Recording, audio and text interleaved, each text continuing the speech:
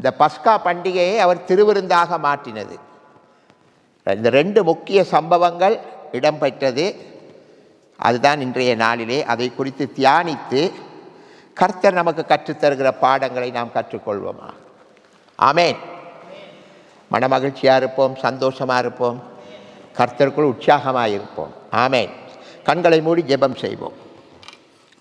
அன்பின் ஆண்டவரே, இந்த அருமையான பகல் நேரத்துக்காக நன்றி செலுத்துகிறோம். உம்முடைய திருவார்த்தையினூடாக, ஜீவ வார்த்தையினூடாக வந்திருக்கிற ஒவ்வொரு விசுவாசிகளுடைய உள்ளத்திலும் நீர் செயல்படும்படியாக ஜெபிக்கிறோம். விதைக்கப்படுகிற வசனங்கள், விதைகள், வார்த்தைகள் வீணாய் போய்விடக்கூடாது.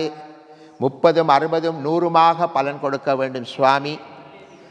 ஆண்டவரே, சத்திய வசனங்கள் நமக்கு என்ன போதிக்கிறதோ அதை கற்று நம்முடைய வாழ்க்கையிலே அதை பின்பற்ற நீர் எங்களுக்கு கிருபை தருவீராக.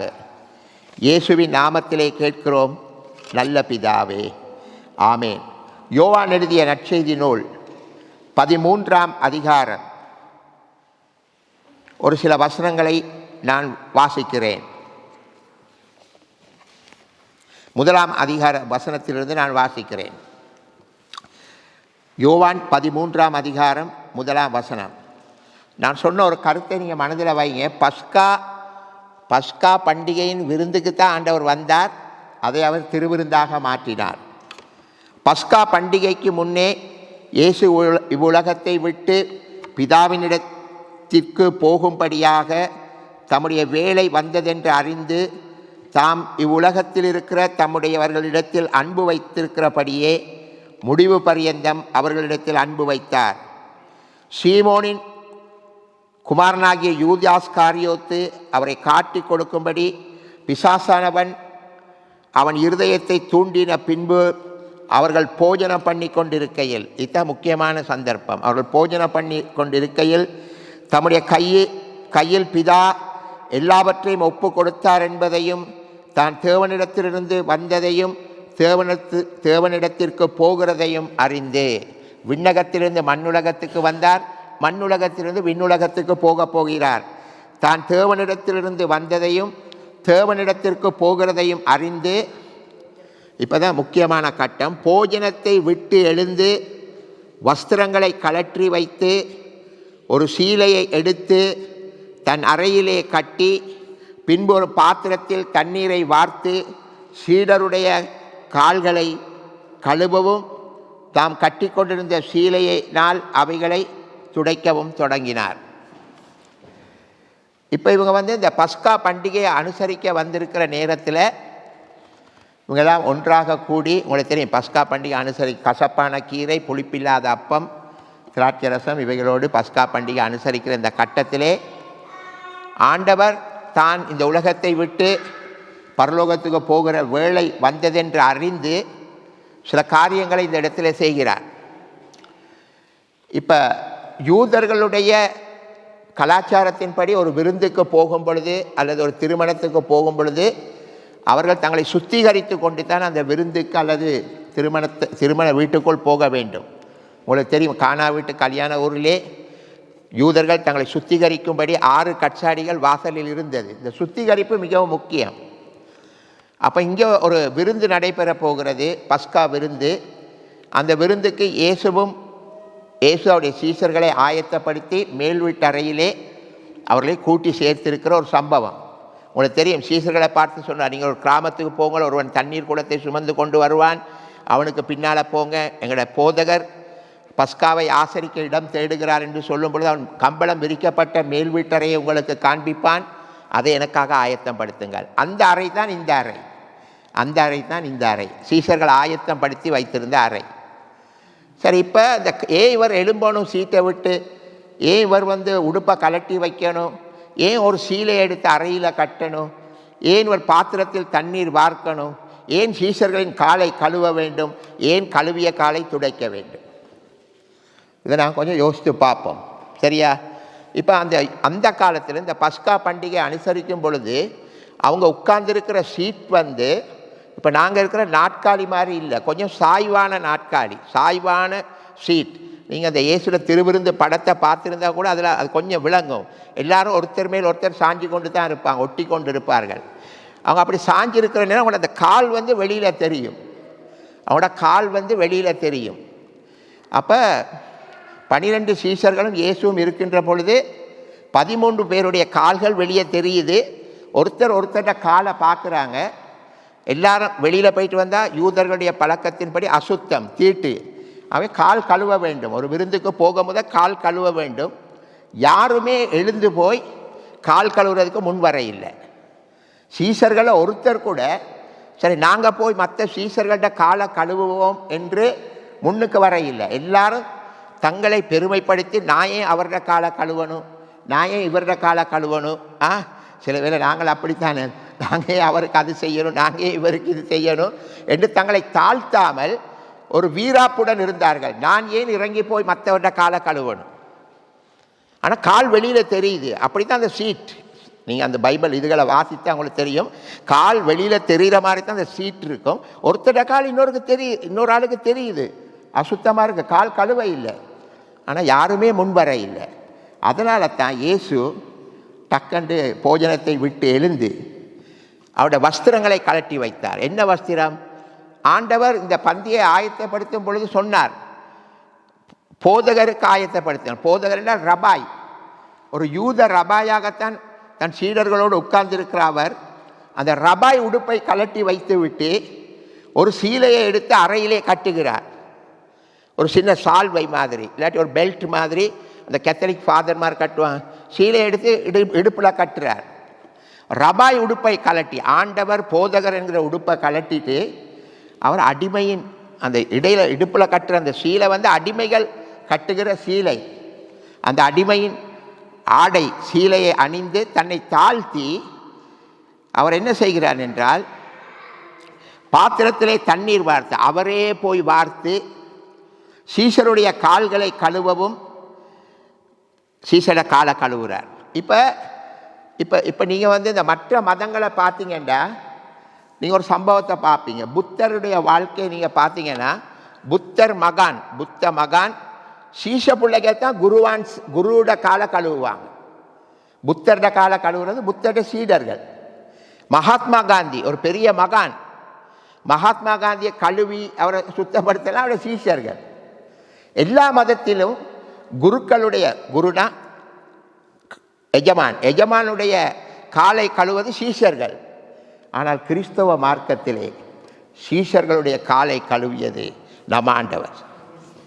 அப்போ இதில் உங்களுக்கு நல்ல ஒரு பாடம் இருக்குது. எவ்வளவுக்கு எவ்வளவாக அவர் தன்னை தாழ்த்தினார். மற்றவர்கள் செய்ய பின்வாங்கிய வேலையை தான் செய்வதற்கு முன் வந்தார். அவருடைய தாழ்மை. மற்ற மதங்களில் எஜமான் குருக்களுடைய கால்களை சீடர்கள் கழுவுவார்கள். நம்முடைய கிறிஸ்தவ மார்க்கத்திலே சீடர்களுடைய கால்களை கழுவிய ஒரு தலைவன் அல்லது ஒரு எஜமான் அல்லது ஒரு போதகர் நாம் இயேசு என்பதை நாம் மறந்துவிடக்கூடாது. அது மட்டுமல்ல, சீஷர்களுடைய கால்களை கழுவவும் தாம் கட்டிக்கொண்ட சீலையில் துடைக்கவும் துவங்கினார். காலை கழுவி தன் சீலையால் அதை துடைக்கிறார். இதுதான் அவருடைய தாழ்மையான செயல்பாட்டை காட்டுகிறது. இதற்கு ஒத்த ஒரு கலாச்சார சம்பவத்தை நான் சொல்கிறேன். யோவான் ஸ்நானகன் தன்னுடைய பிரசங்கத்திலே சொன்னது உங்களுக்கு ஞாபகம் இருக்கும். எனக்கு பின் ஒருவர் வருகிறார், அவர் என்னிலும் மேன்மையானவர்.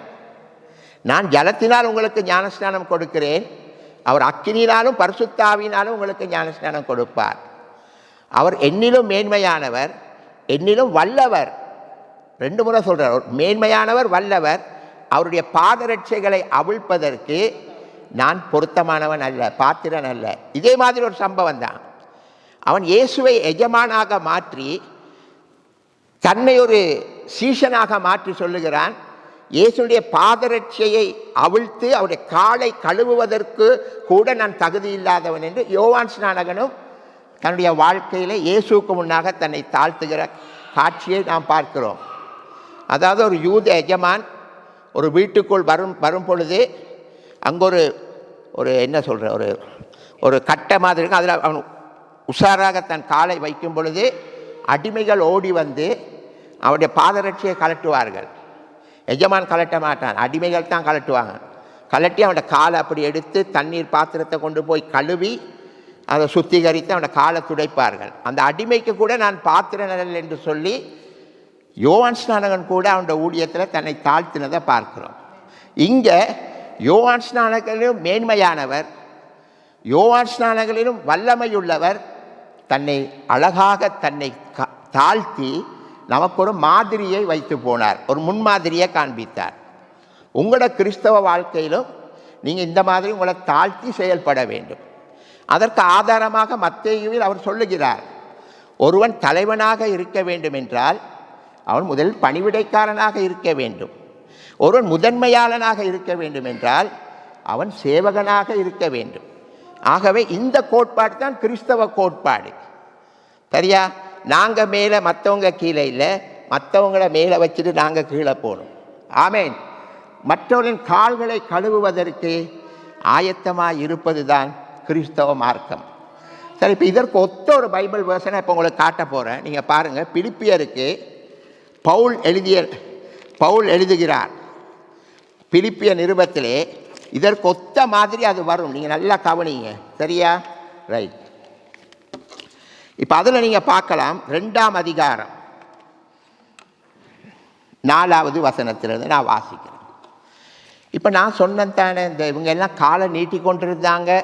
ஒருத்தரோட காலை ஒருத்தர் பார்க்கல, பார்த்தாலும் அவங்களோட பெருமை மற்றவங்களோட காலை கழுவுவதற்கு அவங்க முன் வர இல்லை. மற்றவங்களோட காலை பார்த்தாங்க, மற்ற சீஷர்கள், அவன்கிட்ட கால் ஊற்றியா இருக்கு, நாங்கள் கால் கழுவிட்டு தான் பஸ்காவை அனுசரிக்கணும். ஆனால் இறங்கி வந்து கழுவ தயார் இல்லை. ஆனால் இயேசு மற்றவங்களோட காலில் உள்ள அழுக்க பார்த்து இறங்கி வந்து கழுவினார். ரைட். இப்போ அதற்கு ஒத்த ஒரு வசனத்தை தான் பவுல் சொல்லுகிறார். பிலிப்பியர் 2ஆம் அதிகாரம் 4ஆம் வசனத்திலிருந்து நான் வாசிக்கிறேன். இல்லை, 3ஆம் வசனத்திலிருந்து வாசிக்கிறேன். நல்லா கேளுங்க. அதில் ஒரு பகுதியிலிருந்து, மனத்தாழ்மையினால் ஒருவரையொருவர் தங்களிலும் மேன்மையானவர்களாக எண்ண கடவீர்கள். நாங்கள் தான் பெரியாள், நாங்கள் ஏன் இறங்கி போய் கழுவணும், அப்படியெல்லாம் நினைக்காதீங்க. மனத்தாழ்மையினால் ஒருவரையொருவர் தங்களிலும் மேன்மையானவர்களாக எண்ண கடவீர்கள். அவனவன் தனக்கானவைகளை அல்ல, பிறருக்கானவைகளை நோக்குவானாக. உங்களை மாத்திரம் கொண்ட சுயநல வாழ்க்கை அல்ல, மற்றவர்களுடைய தேவைகளையும் சந்திக்கிற வாழ்க்கையாக இருக்க வேண்டும். அவனவன் தனக்கானவைகளை அல்ல, பிறருக்கானவைகளையும் நோக்குவானாக. இந்த சிந்தை தான் கிறிஸ்துவின் சிந்தை. இந்த சிந்தை தான் கிறிஸ்துவின் சிந்தை. கிறிஸ்து இயேசுவில் இருந்த சிந்தையே உங்களிலும் இருக்க கடவது. இயேசுவிட சிந்தையே அவர் தனக்காக பார்க்காமல் பிறருக்காக, அவர் பிறரை நோக்கி பார்த்தார். பிறருக்காக, பிறருடைய தேவைகள், பிறரை நோக்கி பார்க்கிற ஒரு பார்வை அவருக்கு இருந்தது. இப்போ அதுக்கு ஒத்த வசனம் இப்படி வருகிறது. அதுதான் கிறிஸ்துவின் சிந்தை. தனக்கானவைகளை நோக்காமல் பிறருக்கானவைகளை நோக்குவானாக. அவர் தேவனுடைய ரூபமாயிருந்தும் தேவனுக்கு சமமாயிருப்பதை கொள்ளையாடின பொருளாக எண்ணாமல், என்ற கையை பாருங்க, அவர் தேவனுடைய ரூபமாயிருந்தும் பிதாவின் வலது பார்சத்தில் இருந்தும் அந்த இடத்தை தான் மிஸ்யூஸ் பண்ணாமல், பிழையாக பயன்படுத்தாமல், கொள்ளையாடின பொருளாக எண்ணாமல் தம்மைத்தாமே வெறுமையாக்கி அடிமையின் ரூபம் எடுத்து, முதலாவது வெறுமையாக்கினார், 2வது அடிமையின் ரூபம் எடுத்தார், 3வது மனுஷ சாயலானார். அவர் மனுஷ ரூபமாய் காணப்பட்டு மரண பரியந்தம், அதாவது சிலுவையின் மரண பரியந்தம் கீழ்ப்படிந்தவராகி தம்மைத்தாமே தாழ்த்தினார். ஆதலால் தேவன் எல்லாவற்றிற்கும் மேலாக அவரை உயர்த்தினார். இப்போ வாசித்த இந்த வேத பகுதிக்கும் நான் முதல்ல சொன்ன அந்த திருவிருந்தில் காலை கழுவுனதுக்கு நிறைய தொடர்பு இருக்குது. இயேசுவும் கூட தன்னுடைய காலை பார்க்காமல் மற்றவரோட காலை பார்த்தார், மற்றவங்களோட தேவைகளை பார்த்தார். அவங்களோட கால் கழுவப்பட வேண்டும். அந்த சிந்தை நமக்கு இருக்க வேண்டும்.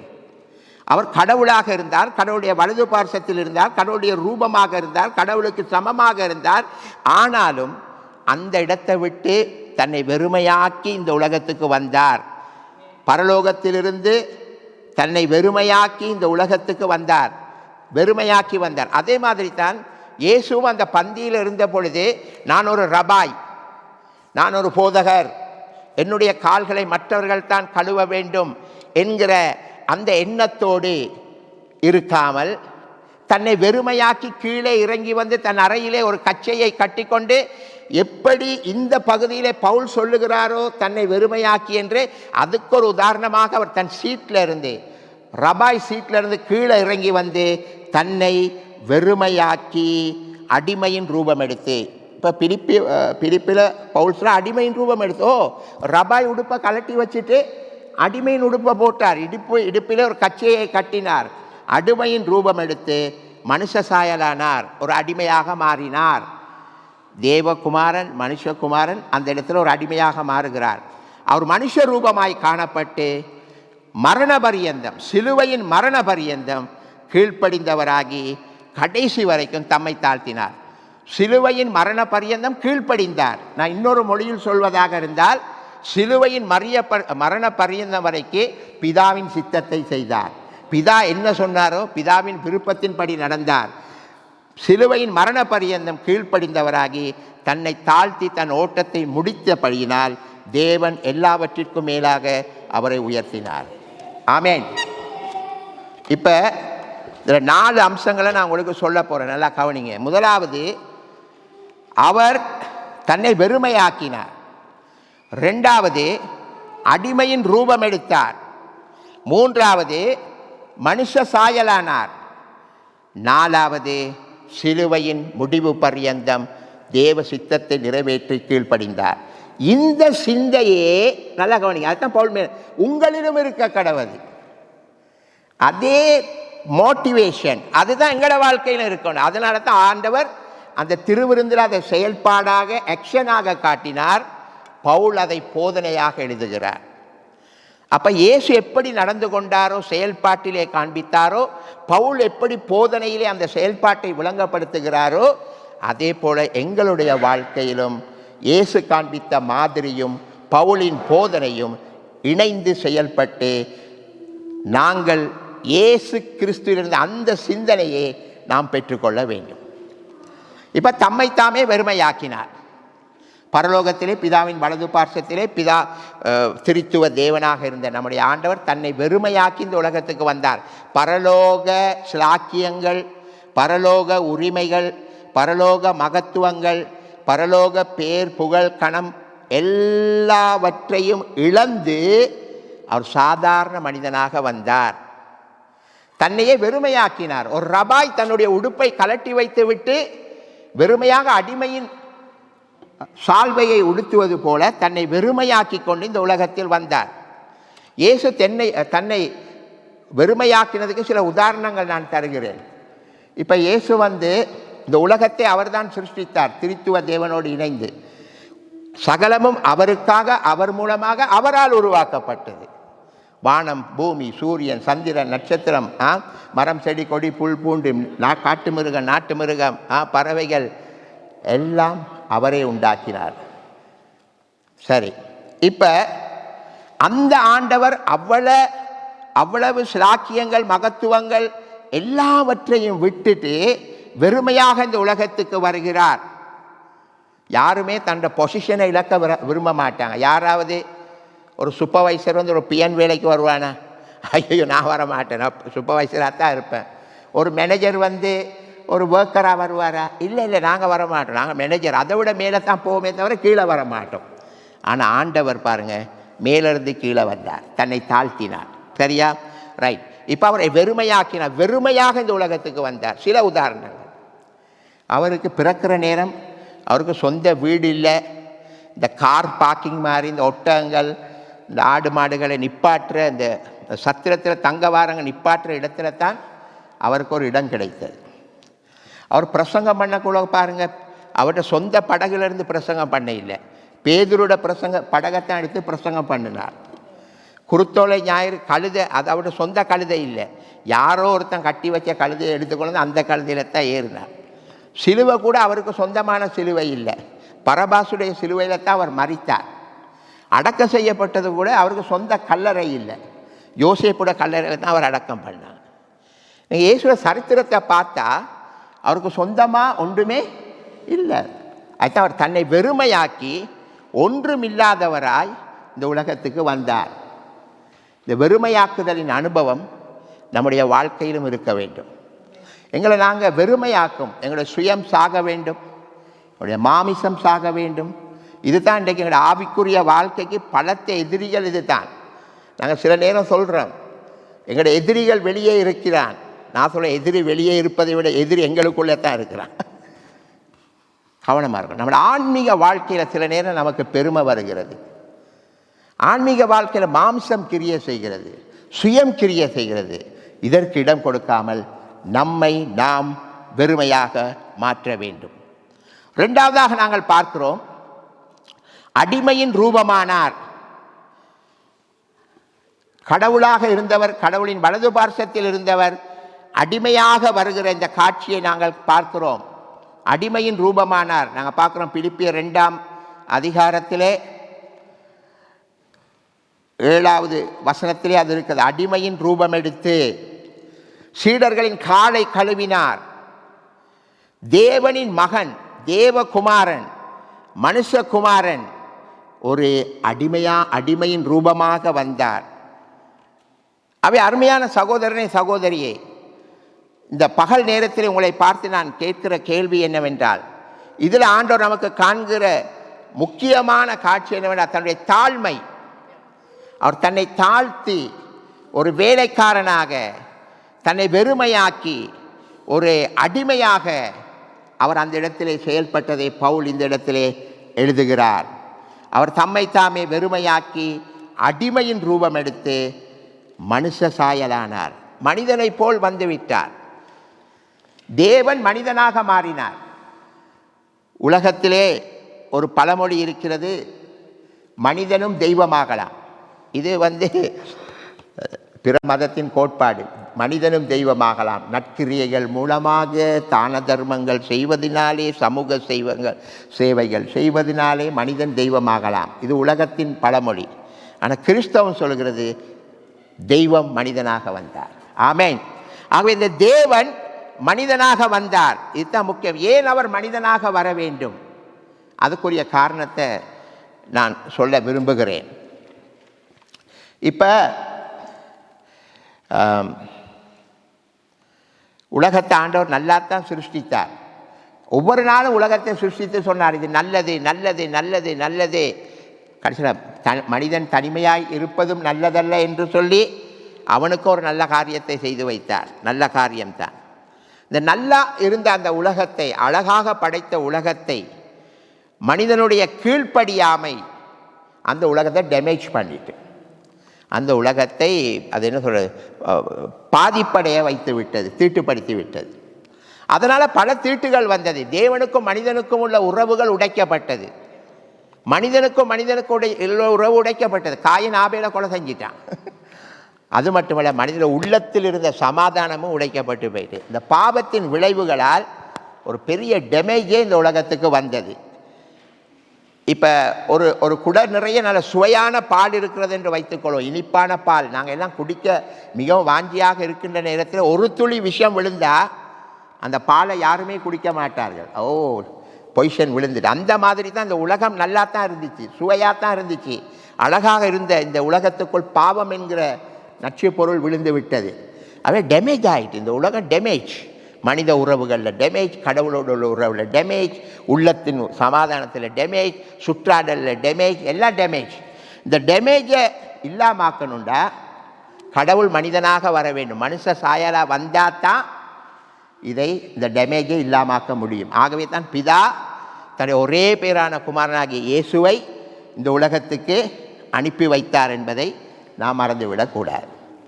சரி, இப்போ அவர் நாங்கள் யோசிக்கணும் கொஞ்சம். இப்போ அவர் ஆகாயத்தில் தோன்றி, மனிதர்களே இந்த பாவம், உலகம் டேமேஜ் ஆகிவிட்டது, எல்லாரும் மனம் திரும்புங்கள் என்று சொல்லியிருக்கலாம் அல்லவா? சொல்லியிருக்கலாம். ஆனால் அவர் என்ன செய்தார்? மனிதனாகவே இந்த உலகத்துக்கு வந்தார். இப்போ நான் சொல்கிற இந்த உதாரணத்தை பாருங்கள் கொஞ்சம். இப்போ நான் விண்வெளிக்கு போகிறதா இருந்தால், சந்திரனுக்கு போகிறதா இருந்தால், இந்த ஷர்ட்டோடையும் இந்த ட்ரௌசரோடையும் போக முடியுமா? போக முடியாது. அரைவாசியில் நான் முடிஞ்சு. அதற்கேற்ற ஆடைகள் அணிந்தால்தான், அதற்கேற்ற ஆக்சிஜன் சிலிண்டர் போட்டால் தான் நான் சந்திர மண்டலத்துக்கு போக முடியும். அதே போல் பரலோகத்தில் உள்ள தேவன் இந்த பூலகத்துக்கு வர இருக்கிற ஒரே வழி மனுஷ சாயல், எலும்பு சதை இரத்தம், இதோடு மாமிசமாக அவர் இந்த உலகத்துக்கு வர வேண்டும். ஆகவே தான் கன்னிமரியாளுடைய கற்பத்திலே உட்பவித்து அவர் இந்த உலகத்திலே பிறந்து மனுஷ சாயலானார். அவர் இந்த உலகத்திலே ஜீவித்த பொழுது 2 விதமாக அவர் ஜீவித்தார். தேவனுடைய குமாரனாகவும் ஜீவித்தார், மனுஷகுமாரனாகவும் ஜீவித்தார். தேவகுமாரனாகவும் ஜீவித்தார், மனுஷகுமாரனாகவும் ஜீவித்தார். 100க்கு 100 தேவனுடைய மகனாகவும் இருந்தார், 100க்கு 100 மனுஷகுமாரனாகவும் இருந்தார். ஆங்கில வேதாகமத்தில் அடிக்கடி son of God, son of man, சரி சன் ஆஃப் காட் என்னது? அவர் சேலஞ்ச் பண்ணார், என்னிடத்தில் பாவம் உண்டென்று உங்களில் யாரால் சொல்ல முடியும்? தன்னுடைய பரிசுத்தத்தை குறித்து தேவகுமாரன், நான் தேவனோடு இருந்து இறங்கி வந்திருக்கிறேன் என்பதை தெளிவாக சொன்னார். 2வது, தண்ணீரை திராட்சரசமாக மாற்றினார். இது சாதாரண மனிதனுக்கு செய்ய முடியாது. தன்னுடைய தேவத்துவத்தை அவர் நிரூபித்தார். காற்றையும் கடலையும் அதட்டினார், பிசாசுகளை துரத்தினார், பிணியாளிகளை சுகமாக்கினார், மறித்து நாற்றம் எடுத்த லாசருவை உயிரோடு எழுப்பினார் 4ஆம் நாள். இதெல்லாம் அவருடைய தெய்வத்துவ தன்மை, தேவகுமாரன். அதே நேரத்தில் அவர் மனுஷனாக இந்த உலகத்திலே வாழ்ந்தார். எப்படி வாழ்ந்தார்? அவருக்கு தாகம் வந்தது. சமாரிய பெண்ணிடம் கேட்டார், தாகத்துக்கு தா. அவருக்கு பசி வந்தது, மனுஷனுக்கு வந்த பசி வந்தது. சீஷர்களை பார்த்து கேட்டார், சாப்பிடுவதற்கு ஏதாவது இருக்கிறதா? அவருக்கு நித்திரை வந்தது, படகிலே பின்னணியத்தில் தூங்கினார். நாம் அழுவது போல் இயேசு லாசரு செத்த பொழுது கண்ணீர் விட்டார். அப்போ மனுஷ சுபாவங்களும் அவருக்கு இருந்தது. ஆகவே அவர் இந்த உலகத்திலே வாழ்ந்த காலத்திலே தேவகுமாரனாக ஜீவித்தார். ஆனால் மனிதனாக, மனுஷ சாயலாக அவர் ஜீவித்தார் என்பதை நாம் மறந்துவிடக்கூடாது. தம்மை தாமை தாழ்த்தி வெறுமையாக்கி அடிமையின் ரூபம் எடுத்து, மேலே இருக்கிறவர் கீழே வர வேண்டிய அவசியம் இல்லை. டேமேஜாக இந்த உலகத்தை சரிப்படுத்த, மனித உறவுகளை சரிப்படுத்த, தேவனோடு உள்ள உறவுகளை சரிப்படுத்த அவர் தன்னை தாழ்த்தி அடிமையின் ரூபம் எடுத்து, அந்த சிந்தனையோடு வந்து நம்முடைய கால்களை கழுவி மனுஷ சாயலாக மாறி சிலுவையின் மரண பரியந்தம் தான் மரிக்கும் வரைக்கும் கீழ்ப்படிந்தவராய் தம்மை தாழ்த்தினார். தேவனுடைய சித்தத்தை சிலுவையிலே மரிக்கும் வரைக்கும் மரண பரியந்தம் கீழ்ப்படிந்து தன்னை தாழ்த்தி செயல்படுத்தினார். ஆகவே எல்லாவற்றிற்கும் மேலாக தேவன் அவரை உயர்த்தினார் என்று வேதம் தெளிவாக சொல்லுகிறது. இந்த பிராக்டிக்கல் லைஃப் நம்முடைய வாழ்க்கையில் இருக்க வேண்டும். இயேசு வந்தார், என்னை கண்டார், மீட்டு கொண்டார், ஜீவன் ஈந்தார், எல்லாம் நல்லா பாட்டுத்தான். சரி, இயேசு எனக்காக ஏன் வந்தார்? ஏன் எனக்காக தன்னை தாழ்த்தினார், வெறுமையாக்கினார், அடிமையின் ரூபம் எடுத்தார், மனுஷ சாயலானார்? ஏன்? ஒரு திரைப்படம் பார்ப்பது போல இதெல்லாம் நாங்கள் பார்த்துக்கிட்டு இருக்கவா? ஒரு காட்சியை போல இதெல்லாம் பார்க்கறதுக்கா? இயேசுட சரித்திரத்தை பார்த்து பரவசம் அடைகிறதுக்கா? இல்லை. அவருடைய வாழ்க்கை, அந்த சிந்தை நமக்குள் உருவாக வேண்டும். அந்த சிந்தை, அந்த கிறிஸ்துவின் சிந்தையே உங்களுக்குள் இருக்க கடவுது. நீங்கள் உங்களை வெறுமையாக்க வேண்டும், நீங்கள் உங்களை தாழ்த்த வேண்டும், நீங்கள் மற்றவர்களுடைய தேவைகளை நோக்க வேண்டும். மரணம் வரைக்கும் தேவ சித்தத்தை நீங்கள் நிறைவேற்ற வேண்டும். சற்று யோசித்து பாருங்கள், சிந்தித்து பாருங்கள். ஒவ்வொரு வருஷமும் வந்து இந்த சிலுவை காட்சிகளை நாங்கள் பார்க்கிறோமே தவிர, இந்த சிலுவை காட்சிகளின் அம்சங்கள் வெறுமையாக்கி, தாழ்த்தி, மற்றவர்கள் தேவைகள் மனுஷ சாயலாகி மரணம் வரைக்கும் தேவ சித்தத்தை செய்கிற வாழ்க்கை நம்மிடத்தில் இருக்கிறதா? சற்று யோசித்து பார்ப்போம், சிந்தித்து பார்ப்போம். காட்சிகள் பார்ப்பது போல் ஆராதனைகளை பார்க்கிறோம்.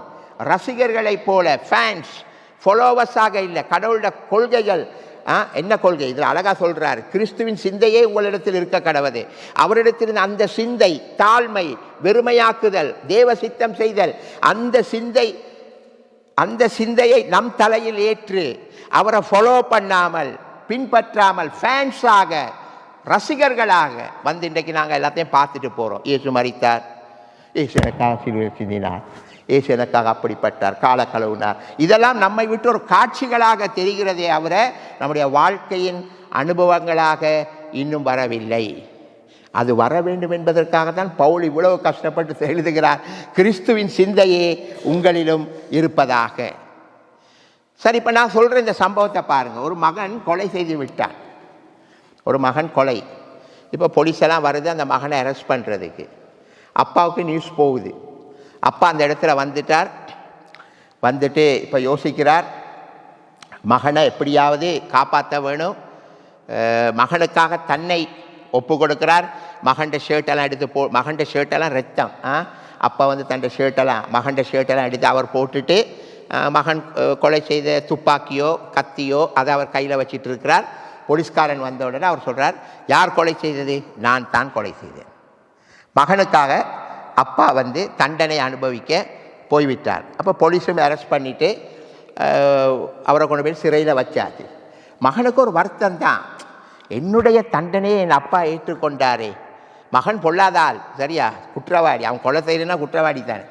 மகனுக்கு ஒரு அது என்ன சொல்கிறது, ஒரு ஒரு ஒரு துக்கம்தான். அப்பா என்னுடைய இதை அப்பா ஏற்றுக்கிட்டார், உண்மைத்தான், என்னுடையதை அப்பா ஏற்றுக்கொண்டார். அவன் வருந்துகிறான். அப்போ ஒவ்வொரு நாள் போய்ட்டு அப்பாவை பார்க்குறான். அப்பா, எனக்காக நீங்கள் சிறைக்கு வந்துட்டீங்க, என்னுடைய தண்டனையை நீங்கள் ஏற்றுக்கொண்டீங்க. ஒவ்வொரு நாள் நல்ல லஞ்ச் பேக்கெட் எடுத்துகிட்டு போகிறான் சிறைக்கு, இந்த லஞ்சை சாப்பிடுங்க அப்பா. ஆனால் ஒவ்வொரு நாளும் அப்பா இவனை பார்க்குறேன்னு அழுகிறாரு. அழுதுட்டு கூட அவன் கேட்குறான், என்னப்பா நான் ஒவ்வொரு நாளும் உங்களை பார்க்க வரேன், நீங்கள் அழுதுகிட்டே இருக்கிறீங்க, நான் தான் அழுகணும், நீங்கள் ஏன் அழுகிறீங்க அப்படின்னு அவன் கேட்குறான் அப்பா கிட்ட. அப்பா சொன்ன ஒரு பதில் இருக்குத்தானே, அதுதான் எனக்கு சரியான துக்கமான ஒரு பதில். அப்பா சொன்னார், மகனே, உன்னுடைய பழியை ஏற்றுக்கொண்டு உன்னுடைய பாவத்தை ஏற்றுக்கொண்டு நான் சிறையில் இருப்பதற்காக அழவில்லை. நான் இப்போ அழுகிற ரீசன், நான் இவ்வளவு சிறைக்கு போயும் இவ்வளவு உன் பாவத்தை நான் ஏற்றுக்கொண்டோம், நீ இன்னும் திருந்தாமல் இந்த உலகத்தில் இருக்கிறாயே, அதற்காகத்தான் நான் அழுகிறேன். உங்களுக்கு விளங்குதா என்ன பாயிண்ட்டுன்னு? மகன் இன்னும் திருந்தலை, அவன் இன்னும் கெட்ட பையனாகத்தான் இருக்கான். ஆனால் அப்பா சிறைக்கு போனார் என்று வருந்துகிறான், துக்கப்படுறான், அவ்வளவுதான். ஆனால் அவன் இன்னும் தன்னை திருத்தி கொள்ளவில்லை. ஆகவே தான் சிறையில் இருக்கிற அப்பா அழுகிறார். நான் ஏன் அழுகிறேன் தெரியுமா? நான் இந்த தண்டனையை பெற்றுக்கொண்டதுக்காக அழ இல்லை, நான் இந்த தண்டனையை பெற்றுக்கொண்ட நோக்கத்தை நீ நிறைவேற்றாமல் இன்னும் சமுதாயத்தில் பிழை செய்து கொண்டிருக்கிறாய் என்று நான் கேள்விப்படுகிறேன். ஆகவே தான் நான் அழுகிறேன். இப்போ நாங்களும் அப்படித்தானே, இயேசு சிலுவையில் அறைஞ்சனா அவரை பார்த்துட்டு, எனக்காக நீர் மரித்தீர் ஆண்டவரே, நாங்கள் கண்ணீர் சிந்துறோம். என்னுடைய பாடுகளை நீர் ஏற்றுக்கொண்டீர் ஆண்டவரே, நான் அறைய வேண்டிய இடத்துல நீர் அறையப்பட்டீர் ஆண்டவரே, உள்ள முருகுகிறோம், பாடுகிறோம், எல்லாம் நல்லது. ஆண்டவர் நம்மை பார்த்து அழுகிறார். இதெல்லாம் நான் உனக்காக செஞ்சேன், உன்னோட லைஃப் மாறி இருக்கா? உன்னோட லைஃப்பில் ஒரு சேஞ்ச் ஏற்பட்டிருக்கா? உன்னோட லைஃப்பில் மாற்றம் இல்லையே. நீ அன்றைக்கு இருந்த மாதிரி தான் இன்றைக்கு இருக்க. ஆனால் ஒன்று செய்கிறேன், எனக்காக துக்கப்படுறேன். நான் சிலுவையில் அறையப்பட்டதை நினச்சி நீ துக்கப்படுறதை தவிர, நீ திருந்த வேண்டும் என்பதற்காக, நீ ரட்சிக்கப்பட வேண்டும் என்பதற்காக தானப்பா நான் இந்த பாடுபட்டேன். அதை நிறைவேற்றாமல் நீ என்னை பார்த்து துக்கப்பட்டு கொண்டது என்ன பிரயோசனம்? அதாவது இயேசுவின் சிலுவை காட்சிகளை பார்த்து கண்ணீர் வடிப்பதல்ல முக்கியம், இயேசுவின் சிலுவை காட்சிகளை பார்த்து துக்கப்படுவதல்ல முக்கியம். எதற்காக இயேசு மரித்தார்? எனக்காக மரித்தார். ஏன் மரித்தார்? என் வாழ்க்கையை மாற்றுவதற்காக மரித்தார். அதை உணர்ந்து நம்முடைய வாழ்க்கை மாற்றப்பட வேண்டும். இன்றைக்கு யோசித்து பாருங்கள், இயேசு சிலுவையில் மரித்த நோக்கத்தை நீங்கள் நிறைவேற்றி இருக்கிறீங்களா? அந்த அப்பா சிறைக்கு போனார், ஏன்? மகன் திருந்த வேண்டும் என்பதற்காக. ஆனால் மகன் திருந்தல்ல, ஆனால் மகன் துக்கப்படுறான். மகன் துக்கப்படுறான், அப்பா எனக்காக போனார், எனக்காக சிறையில் இருக்கார், அப்பாவுக்கு லஞ்ச் பேக்கெட் கொடுக்குறான். அது மாதிரி நீங்கள் காணிக்க கொடுக்குறீங்க, கடவுளுக்கு எல்லாம் செய்கிறீங்க, துக்கப்படுறீங்க, எனக்காக இயேசு மரித்தார். ஆனால் மரித்த நோக்கம், நீ மாற வேண்டும், நீ திருந்த வேண்டும். அருமையான சகோதரனே, சகோதரியே, இன்றைக்கி நாம் திருந்தி இருக்கிறோமா? இயேசு என்ன நோக்கத்துக்காக சிலுவையில் மரித்தார், அந்த நோக்கத்தை இன்று எங்களுடைய வாழ்க்கையில் நாம் நிறைவேற்றி, இன்றைக்கு நாங்கள் இயேசு மரித்த நோக்கத்தை நாம் நிறைவேற்றி இருக்கிறோமா? அழகாக நாங்கள் இப்போ பார்த்தோம், நம்ம வெறுமையாக்கணும், நம்மளை எம்டி ஆக்கணும். எங்களால் ஒன்றும் முடியாது, எல்லாம் என் ஆண்டவரால் முடியும். ரெண்டாவது, அடிமையின் ரூபம், எங்களை நாங்கள் தாழ்த்த வேண்டும், எனக்காக இயேசு மரித்தார். மூன்றாவது, நாங்கள் மற்றவர்களின் தேவைகளை சந்திக்க வேண்டும், மனுஷ சாயலானார். நாலாவது, முடிவு பரியந்தம், சிலுவையின் முடிவு பரியந்தம், கடைசி வரைக்கும், நம் மரணம் வரைக்கும் நம் தேவனுடைய சித்தம் செய்கிறவர்களாக இருக்க வேண்டும். சுருக்கமாக சொன்னால், நாம் இன்றைக்கு பக்தர்களாகத்தான் இருக்கிறோம், இயேசுவின் சீடர்களாக இல்லை. பக்தர் கோடி தெரியுமா? பக்தர் கோடி வேறு, சீச பிள்ளைகள் வேறு. சீச பிள்ளைகள் நல்லா இருப்பாங்க, டார்கெட், குருவோடு நடக்க வேண்டும், குருவோடு இருக்க வேண்டும், குருவுக்கு உதவி செய்ய வேண்டும், குருவுடைய சித்தத்தை நிறைவேற்ற வேண்டும், குரு விரும்புகிறதை செய்ய வேண்டும், குருவுக்கு கீழ்ப்படிய வேண்டும். இதுதான் ஸ்ரீடண்ட தாட்ஸ் இதுதான். ஆனால் பக்தன் அப்படி இல்லை. பக்தன் எல்லாரோடையும் சேர்ந்து பரவசம் பாடி ஹல்லேலூயா எல்லாம் சொல்லிட்டு போயிடுவான். அவனுக்கு ஃபாலோ பண்ணுற ஐடியா இருக்காது. இன்றைக்கு ஞாயிற்றுக்கிழமை சர்வீஸோ எந்த சர்வீஸோ பக்திமயமாய் நாம் செய்வதற்கு நல்ல காரியம். ஆனால் நாங்கள் பக்தர்களாக இருக்கிறோமே தவிர இயேசுவின் அடிச்சுவடுகளை பின்பற்றுகிற சீடர்களாக நாம் இல்லை. நாம் ஃபேன்ஸ் என்றால் ரசிகர்களாக இல்லை, ஃபாலோவர்ஸாக அழைக்கப்பட்டிருக்கிறோம். நாம் பக்தர்களாக அல்ல, சீடர்களாக அழைக்கப்பட்டிருக்கிறோம் என்பதை மறக்கக்கூடாது. இயேசுவின் போதனைகளை பின்பற்றி நம்முடைய அனுதின வாழ்க்கையில் பர்சனல் லைஃப்பில் நாம் மாற வேண்டும். 2 கொரிந்தியர் 5:17 சொல்லுகிறது, ஒருவன் கிறிஸ்துவுக்குள் இருந்தால் அவன் புது சிருஷ்டி, பழையவைகள் எல்லாம் அவுட். அப்போ இன்றைக்கி எங்களோட வாழ்க்கை எப்படி இருக்குது? நாங்கள் கிறிஸ்துவை விசுவாசித்தோம், ஏற்றுக்கொண்டோம், எல்லாம் நல்லது. ஆனால் இன்னும் பழையவைகள் முழுமையாக அழியவில்லை. பழையவைகள் ஒளிந்து போயின, எல்லாம் புதிதாக வேண்டும். சரியா? இப்போ என்ன புதிதாக வேண்டும்? கொஞ்சம் யோசிங்க. இப்போ உங்களை பற்றி யோசிங்க கொஞ்சம். நம்முடைய சுபாவம் புதிதாக வேண்டும், நம்முடைய கிரியைகள் செயல்கள் புதிதாக வேண்டும், நம்முடைய சிந்தனைகள் புதிதாக வேண்டும், நம்முடைய எண்ணங்கள் புதிதாக வேண்டும், நம்முடைய வார்த்தைகளும் புதிதாக வேண்டும். அப்போ கடவுளை விசுவாசித்து ஏற்றுக்கொண்ட பிறகு இயேசு எனக்காக சிலுவையில் ஏன் மரித்தார், தன்னை வெறுமையாக்கினார், அடிமையின் ரூபம் எடுத்தினார், ஏன் தாழ்மையாக வந்தார், ஏன் மனுஷ செயலானார் என்பதை சரியாக அறிந்து புரிந்து கொண்டால் நீ உன்னுடைய வாழ்க்கை மாற்றப்பட வேண்டும். அந்த அப்பா அதுக்கு தானே அழுதாரு. மகனே, நான் அழுறேன், ஏன் தெரியுமா? உனக்காக நான் சிறைக்கு வந்ததுக்கு அளவில்லை, நீ இனி திருந்தாமல் இருப்பதற்காகத்தான் அழுகிறேன். அப்போ இந்த மாற்றம் இன்றைக்கு நம்மளோட வாழ்க்கையில் இருக்கா? கொஞ்சம் யோசித்து பாருங்கள். அன்றிருந்த சுபாவம் தான் இன்றும் இருக்கிறது, அன்றிருந்த எண்ணங்கள் தான் இன்றும் இருக்கிறது, அன்றிருந்த கிரியைகள் தான் இன்றும் இருக்கிறது, அன்றிருக்கிற வார்த்தைகள் தான் இன்றும் இருக்கும். சேஞ்ச் லைஃப் அவசியம், மாற்ற வாழ்வு அவசியம், மாற்றத்தின் வாழ்வு அவசியம். நான் பல முறை சொல்லுகிற ஒரு உதாரணம், இந்த வண்ணாத்தி பூச்சி சின்னதாக இருக்கேக்க, எனக்கு தெரியலை உங்களோட நாட்டில் எப்படியோ இருக்கோ, எங்களோட ஸ்ரீலங்காவில் சொல்லுவோம் கம்பளி பூச்சின்னு சொல்லுவோம். கம்பளி பூச்சி அது இப்படி வந்தாலே ஆக்களுக்கு ஒரு வெறுப்பு, தும்பு தட்டி எடுத்து அடித்து வெளியில் போடாப்பா, மேலே வந்தால் சொறியும் அரிக்கும் எல்லாம் குழப்படி செய்ய வேண்டிய எல்லாம். ஆனால் இந்த கம்பளி பூச்சி தான் வண்ணாத்தி பூச்சியாக மாறுது. கொஞ்சம் யோசிப்பா. இதே கம்பளி பூச்சி தான் கொஞ்ச நாள் போன பிறகு மயிர்கொட்டின்னு சொல்லுவோம். மயிர்கொட்டி தான் கொஞ்ச நாள் போனால் அழகான வண்ணாத்தி பூச்சி. மயிர்கொட்டியாக இருக்கும் பொழுது, கம்பளி பூச்சியாக இருக்கும் பொழுது அதை நாங்கள் விரட்டுகிறோம், துரத்துகிறோம், அருவருக்கிறோம். அதே கம்பளி பூச்சி வண்ணாத்தி பூச்சியாக மாறும் பொழுது சின்ன பிள்ளைலாம் அதுக்கு பின்னால் போகிறாங்க. அதே உயிர், அதே உடல், ஆனால் பெரிய மாற்றம் ஏற்படுகிறது. விலங்கு நான் என்ன சொல்கிறது, முதல்ல அருவருக்கிறீங்க, அப்புறம் வண்ணாத்தி பூச்சி வீட்டுக்குள்ளே வந்தால் நீங்கள் துரத்த மாட்டீங்க, அது வந்துட்டு போகணுன்னு விட்டுருவீங்க. சின்ன பிள்ளைலாம் வண்ணாத்தி பூச்சிக்கு பின்னால் போவாங்க, அதை விரும்புவாங்க. அருவருக்கப்பட்ட ஒரு பிராணி விரும்பத்தக்க ஒரு பிராணியாக மாறுகிறது. ஒரே உயிர் தான், உள்ளுக்கு ஒரே உயிர் தான், ஒரே பொடி தான், பொடி ஒன்றும் மாறலை. ஆனால் அதே மாதிரி தான் நமக்குள்ளே ஒரே உயிர், ஒரே சரீரம். இயேசுவை ஏற்றுக்கொண்ட பிறகு நம்முடைய வாழ்க்கையிலே பரிபூர்ண மாற்றத்தை நோக்கி நாம் செல்ல வேண்டும். நான் சொல்கிறேன்னா இப்படி தான் சொல்லுவேன். ஒரு கம்பளி பூச்சியை, ஒரு மயிர்கொட்டியை ஒரு அழகான வண்ணாத்தி பூச்சியாக மாற்ற என் ஆண்டவருக்கு முடியும் என்றால், உன்னுடைய வாழ்க்கையையும் கிறிஸ்துவுக்குள் நறுமணமுள்ள ஒரு வாழ்க்கையாக ஏன் ஆண்டவருக்கு மாற்ற முடியாது?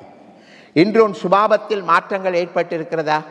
உன்னுடைய செயல்கள் கிரியைகள் மாற்றங்கள் ஏற்படுத்தி இருக்கிறதா?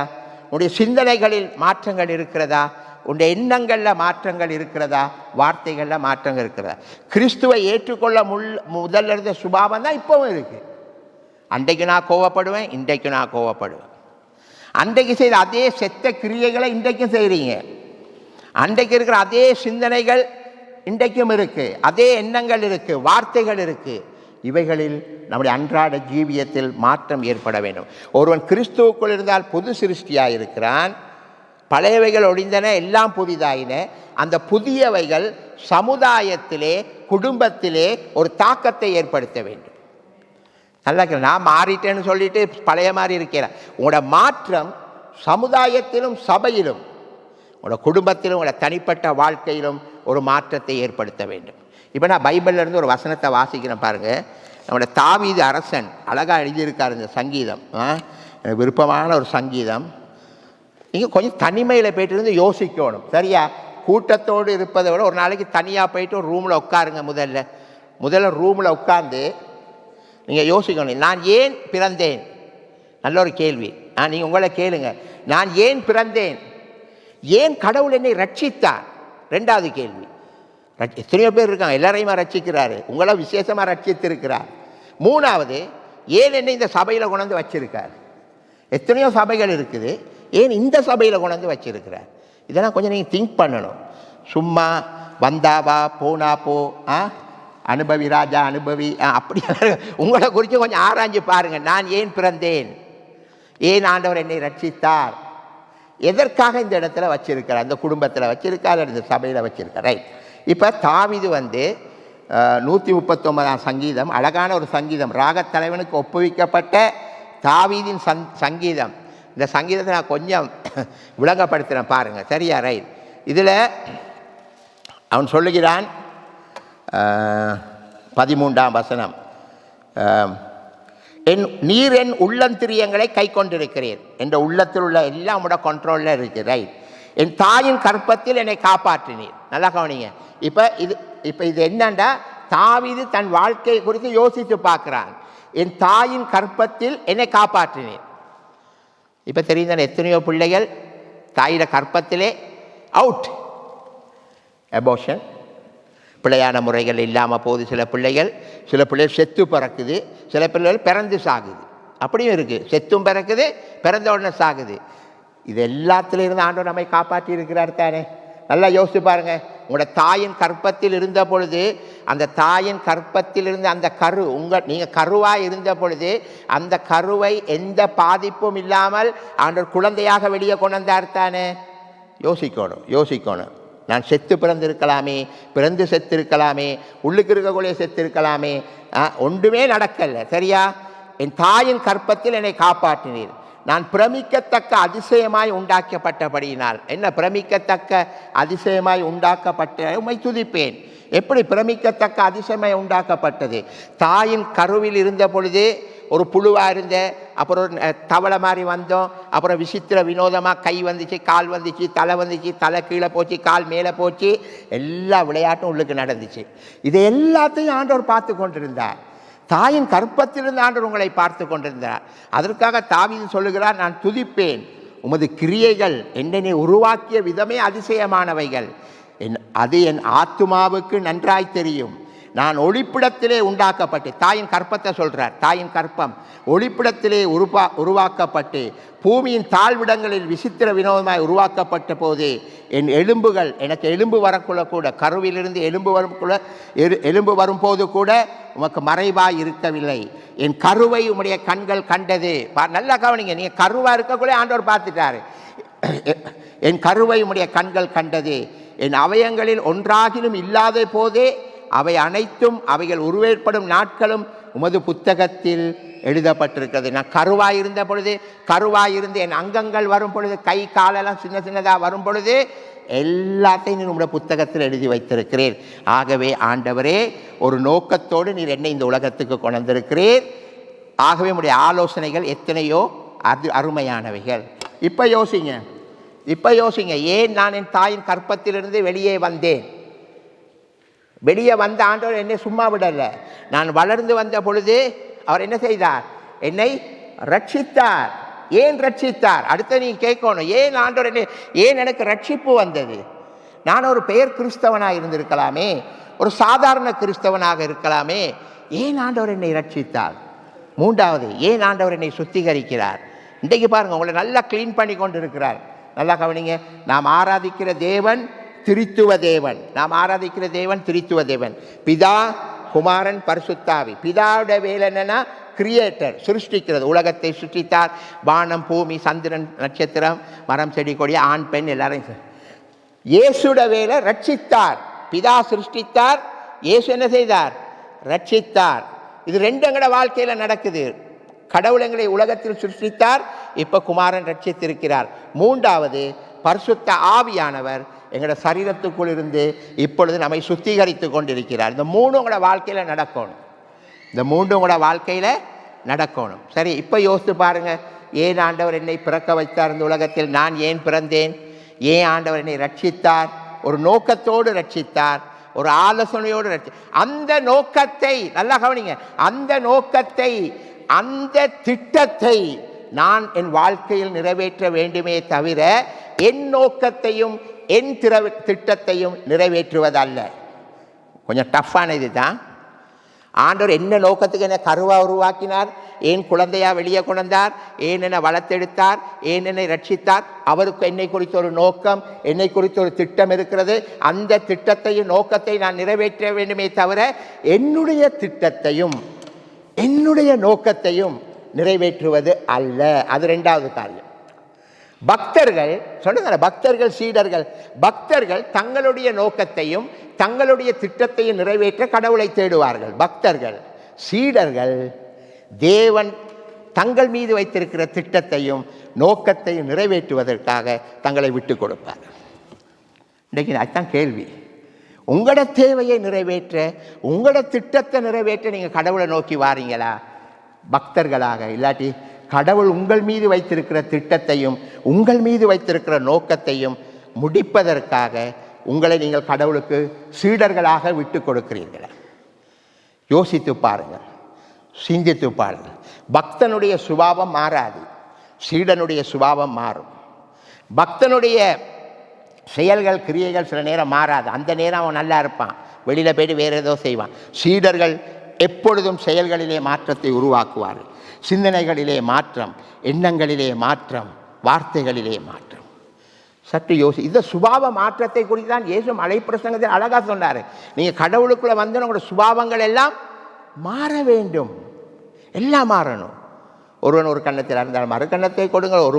ஒரு மைல் தூரம் பலவந்தம் பண்ணினால் 2 மைல் தூரம் போவோம். ஷர்ட்டை கேட்டால் கோட்டையும் கழட்டி கொடுங்க. இதுதான் சுபாவ மாற்றம். இந்த சுபாவ மாற்றம் இருக்கிறதா? நன்மை செய்பவருக்கு, தீமை செய்பவருக்கு உங்கள் சத்துருக்களை சிநேகியுங்கள், உங்களை சபிக்கிறவர்களை ஆசீர்வதிங்கள், உங்களை நிந்திக்கிறவர்களுக்காகவும் துன்பப்படுத்துகிறவர்களுக்காகவும் பழி வாங்காதீங்க, அவர்களுக்காக ஜெபம் பண்ணுங்க, சபிக்கிறவர்களை ஆசீர்வதிங்க. இதுதான் சுபாவ மாற்றம். இந்த சுபாவ மாற்றம் இன்றைக்கு நம்மளோட வாழ்க்கையில் இருக்குதா? கொஞ்சம் யோசிங்க பார்ப்போம்.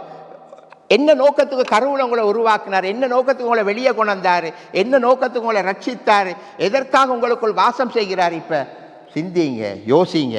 சுபாவத்தில் மாற்ற வேணும். சுபாவ மாற்றத்தை குறித்து மத்தேயு 5, 6, 7 ஆழமாக தெளிவாக சொல்லுகிறது. நம்முடைய சுபாவம் எப்படி மாற வேண்டும், நம்முடைய செயல்கள் கிரியைகள் மாற வேண்டும். ரட்சிக்கப்படும் போது என்னத்தை செய்தோமோ அதே தான் ரட்சிக்கப்பட்ட பிறகும் செய்யணும். செயல்களிலே மாற்றம். நீங்கள் ஒரு புதிய சிருஷ்டி, புதிய மனிதன். செயல்களிலே மாற்றம். சில பேர் சொல்லுவாங்க, எங்களோட பரம்பரையாக செஞ்சுட்டு வந்தோம் பாஸ்டர், பாரம்பரியமாக அதை விட்டு விட முடியாது. விட்டுத்தான் ஆக வேண்டும். ஆண்டவர் சொல்லுகிறார், உங்களுடைய பாரம்பரியத்தினால் தேவனுடைய வசனத்தை ஏன் அவமானமாக்குகிறீர்கள்? உங்களோட பாரம்பரிய காரியத்தினால் ஏன் தேவ வசனத்தை அவமானமாக்குகிறீர்கள்? அப்போ நம்முடைய செயல்களிலும் மாற்றங்கள் தேவை. நான் ஒரு உதாரணம் சொல்கிறேன். ஒரு கிறிஸ்தவ வீட்டுக்கு நான் போனேன். அவங்க எல்லாம் நல்லா ரட்சிக்கப்பட்ட மக்கள் தான், நல்லா பாட்டு படிப்பாங்க, ஜெபம் பண்ணுவாங்க, குடும்ப ஜெபமெல்லாம் இருந்துச்சு. நான் போனது ஒரு 6 o'clock. அப்போ அந்த வீட்டிலேருந்து ஒரு யங் கேர்ள் வந்து டக்குன்னு ஒரு விளக்கை பற்ற வச்சு ஜீசஸ் படத்துக்கு முன்னால் கொண்டு போயிட்டு வச்சிச்சு. அப்போ நான் கேட்டேன், நீங்கள் இந்த பாரம்பரியத்தையும் தொடர்ந்து செய்கிறீங்க, பாரம்பரியத்தினால் தேவனுடைய வசனத்தை அவமானமாக்காதீங்க. அந்த புள்ள சொல்லிச்சு, எங்களோட தாத்தா வச்சார், பாட்டி வச்சார், பூட்டா வச்சார், அந்த நாள் பாரம்பரியத்தினால் நாங்களும் வச்சு கொண்டு இருக்கிறோம். இதுதான் கவனம். செயல்களில் மாற்ற வேண்டும். அவங்கெல்லாம் வச்சிருக்கலாம், அதெல்லாம் உண்மை. ஆனால் எங்களோட பாரம்பரியத்தினால் தேவனுடைய வசனத்தை நாங்கள் அவமானப்படுத்த கூடாது. ஏன்னா தேவனே ஒளியாக இருக்கிறார். அந்த ஒளியுள்ள தேவனுக்கு நான் ஏன் ஒளி கொடுக்க வேண்டும்? அவரே லைட். இயேசு சொல்ற, நானே ஜீவ ஒளி. அவருக்கு போய்ட்டு என்ன நான் லைட் காட்டுறது தேவை. இப்போ சில உதாரணங்கள் நான் சொல்கிறேன், ரைட். சில விஷயங்கள் கிரியைகளில் மாற்றங்கள் அவசியம், ரைட். பாரம்பரியத்தினால் செஞ்சிட்டோம், அப்படி செஞ்சிட்டோம், இப்படி செஞ்சிட்டோம், நாங்கள் செய்யணும். நீ புதிய மனிதனாக மாற வேண்டும். சிந்தனைகள், எண்ணங்களில் மாற்றங்கள் தேவை. நீ பழைய மாதிரி சிந்திக்க இயலாது, பழைய மாதிரி செயல்பட இயலாது. இப்போ சொல்கிறேன், பழைய மாதிரின்னா நாங்கள் என்ன செய்வோம்னா, இந்த கடற்கரையில் எழுதுனா என்ன நடக்கும்? கடற்கரையில் நீங்கள் எழுத்துக்கள் எழுதுனா என்ன நடக்கும்? என்னடா அதுவும் சொல்லுங்களேன், பேசுங்களேன், கதைங்களேன். கடற்கரையில் மணலிலே சில எழுத்துக்கள் நீங்கள் எழுதுனா என்ன நடக்கும்? அழிந்து போகும். கற்பாறையில் எழுதினால் நிலைத்து நிற்கும். பழைய மனிதன் என்ன செய்வான்? நல்ல காரியங்களை மனசில் எழுதுவான், அழிஞ்சு போயிடும். கெட்ட காரியங்களை கற்பாறையில் எழுதி வச்சு அதையே நினச்சிக்கிட்டு இருப்பான். அவன் எனக்கு இப்படி செஞ்சான், இவன் எனக்கு இப்படி செஞ்சான், அது அழியாது. இது பழைய மனிதன். புதிய மனிதன் என்ன செய்வான்? கெட்ட காரியங்களை மணலில் எழுதிட்டு நல்ல காரியங்களை கற்பாறையில் எழுதி வைப்பான். இப்போ விஷயம் வித்தியாசம் விளங்குச்சா? இதுதான் எண்ணங்கள். நம்முடைய சிந்தனையும் மாற வேணும். இன்றைக்கு நாங்கள் என்ன செய்கிறோம்? நல்ல காரியங்களை மணலில் எழுதுறது, அது கடல் தண்ணி அடிச்சுட்டு போயிடும், மறைஞ்சிடும். பிறர் நமக்கு செய்த தீமைகளை மட்டும் கற்பாறையில் எழுதி வச்சுட்டு அதையே பார்த்துட்டு குழம்புறது. அப்படியா? அதையே நினைக்கிறது. சிந்தனையில் மாற்றம். நீங்கள் மாற்றணும். என்னது? கடவுள் செய்த நன்மைகளை தான் கற்பாறையில் எழுதி இந்த நேரம் பார்த்து துதிக்க வேண்டும். கர்த்தர் செய்த நன்மைகளை கற்பாறையில் எழுதுங்க, தீமைகள் எல்லாம் மணலில் எழுதுங்க, அதை அழிந்து போகட்டும், மறந்து போய்விடுவோம். சிந்தனைகளில் மாற்றம் தேவை. இன்னும் நாங்கள் பழைய மாதிரி சிந்திக்கொண்டு பழைய மாதிரி யோசித்து கொண்டிருந்தால் பரலோகத்துக்கு போவது கஷ்டம். வார்த்தைகள் ரட்சிக்கப்பட முதல் நாங்கள் பேசினது எப்படி, ஆக்களோட பழகினது எப்படி, ரட்சிக்கப்பட்ட பிறகு நம்முடைய வார்த்தைகள் எப்படி இருக்கு? வார்த்தையிலும் மாற்றம் தேவை. சுபாவத்தில், செயலில், கிரியை, சிந்தனை, எண்ணம், வார்த்தை. இன்றைக்கு உங்களோட வார்த்தைகள் சாந்தமுள்ள, பைபிள் அநேக இடத்துல பவுல் சொல்றார், உங்களோட வார்த்தைகள் சாந்தமுள்ளதாக இருக்கணும், சாஃப்டாக இருக்கணும். சாஃப்டாக பேசுங்க. மக்களோடு பேசும் பொழுது நல்ல ஸ்மூத்தாக பேசுங்க. மனித உறவுகள், வார்த்தைகள் மற்றவர்களை இயேசுவிடம் ஆதாயப்படுத்தக்கூடியதாக இருக்க வேண்டும். அப்போ இதிலெல்லாம் நாங்கள் மிச்சம் கவனமாக இருக்கணும். அன்றாட வாழ்க்கையில் மாற்றம் இல்லாவிட்டால் இயேசு சிலுவையில் மரிப்பதிலே எந்த பிரயோசனமும் இல்லை. அந்த அப்பா சொன்ன மாதிரி, நான் இந்த சிறைக்கு வந்ததில் எந்த பிரயோஜனம் இன்னும் திருந்த இல்லையே. நீ சும்மா என்னைய வந்து பார்க்குற, எனக்கு லஞ்ச் பேக்கெட் கொண்டு வந்து தார, எல்லாம் நல்லது, துக்கப்படுற, துக்கம் இருக்குது, எல்லாம் இருக்குது, ஆனால் உன்னோட வாழ்க்கை மாற இல்லையே. ஆகவே அருமையான சகோதரனே, சகோதரியே, நம் வாழ்க்கையிலே மாற்றம் தேவை. வார்த்தையில், எண்ணத்தில், சிந்தனையில், சுபாவத்தில். கடைசியாக அந்த இயேசு, அந்த பவுல் ஒரு இதை சொல்கிறார், சிலுவையின் மரண பரியந்தம், கடைசி உயிர் போகிற வரைக்கும் அவர் தன்னை தாழ்த்தி பிதாவுக்கு கீழ்ப்படிந்தார். சிலுவையின் மரண பரியந்தம் பிதாவின் சித்தத்தை செய்தார். இப்போ கிறிஸ்தவ வாழ்க்கை என்பது கடைசி வரைக்கும் ஹானஸ்டாக இருக்கணும். அதை நம்முடைய மரணம் வரைக்கும் நாங்கள் கடவுளுக்கு உண்மையாக இருக்கணும். ஆகவே தான் பவுல் சொன்னான், நல்ல போராட்டத்தை போராடினேன், விசுவாசத்தை காத்து கொண்டேன், ஓட்டத்தை முடித்தேன், நான் சரியாக ஓடிட்டேன். இன்றைக்கு நீங்களும் நானும் சொல்ல முடியுமா? நாங்கள் ரட்சிக்கப்பட்ட நாளிலிருந்து இந்த இயேசு சிலுவையின் மரண பரியந்தம் வரைக்கும் தேவ சித்தம் செய்தது போல கடவுளுக்கு பிரியமான காரியங்களை மட்டும் எங்களோட வாழ்க்கைக்கு நாங்கள் செய்து நிறைய விஷயங்கள் எங்களோட விருப்பத்தை தான் செய்ய பார்க்குறது. முதல்ல செக் பண்ணி பார்க்கணும், என்னுடைய விருப்பம் முதலா, கடவுள் என்னை என் மூலமாக விரும்பப்படுகிற காரியம் என்ன, சரியா? தேவ விருப்பத்தை செய்யணும், தேவ சித்தத்தை செய்யணும், ரைட்? இதுக்கு எங்களை நாங்கள் முழுமையாக ஒப்பு கொடுக்கணும். கடைசி வரைக்கும், மரண பரியந்தம் வரைக்கும். கொஞ்ச நாளைக்கு கடவுளை சித்தத்தை செய்கிறது, அப்புறம் தண்டை இஷ்டத்துக்கு நடக்கிறது, பின்மாறி போகிறது, திருப்பி வாரது கடவுள்கிட்ட. இந்த விளையாட்டு காட்டாதீங்க. போகிறது வாரது, போகிறது வாரது. ஒரு ப்ரோக்ரஸ் இருக்கணும். ஆவிக்குரிய வாழ்க்கையில் ஒரு முன்னேற்றம் இருக்கணும். 50% கடவுளுடைய சித்தத்தை செய்யுங்க, அடுத்த மாதம் 75%. அப்படி போய் பரிபூரணத்தை நோக்கி நாம் செய்ய வேண்டும். நான் ஒன்று சொல்கிறேன், நீங்கள் கடவுளுடைய சித்தத்தை செய்தீங்கன்னா அதை போல் ஒரு ஆத்ம திருப்தி, ஒரு மகிழ்ச்சி உங்களோட ஆன்மீக வாழ்க்கையில் உங்களுக்கு கிடைக்காது. அது அவ்வளோ பெஸ்ட். கடவுளுடைய சித்தத்தை செய்யும் பொழுது அதில் இருக்கிற ஒரு சந்தோஷம், சமாதானம், ஒரு நிம்மதி, ஒரு ஆத்ம திருப்தி மிகவும் வெளியிடானது, சரியா? சில நேரம் உலக பிரகாரமாக பார்த்தா, உலக மக்கள் பார்த்தா அது கொஞ்சம் வித்தியாசமாக இருக்கும்.